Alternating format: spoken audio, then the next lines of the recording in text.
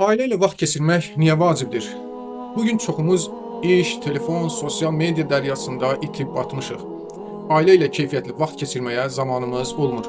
Bu bir faktdır ki, ailə ilə birlikdə zaman keçirmək sevgi bağlarını möhkəmləndirir, etibarı artırır, uşaqlar valideynləri ilə daha səmimi olurlar, problemləri daha asan şəkildə həll edə bilirlər.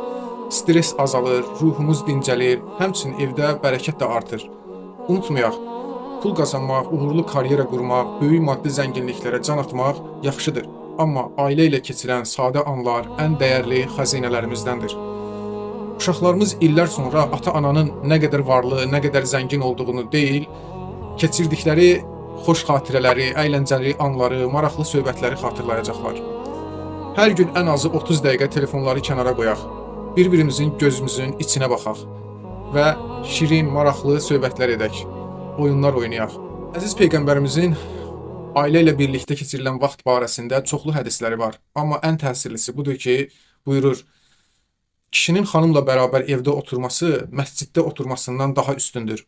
Videonu faydalı bilirsinizsə, paylaşıb dəstək olmağı unutmayın.